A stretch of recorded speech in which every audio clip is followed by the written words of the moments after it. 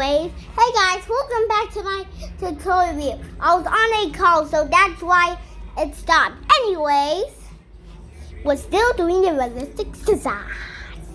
So you want to add a bit of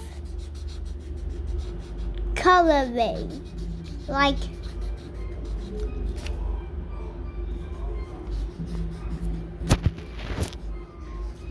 and then you want to stop, and then you want to do, and then if that technique is done right, ta-da! Now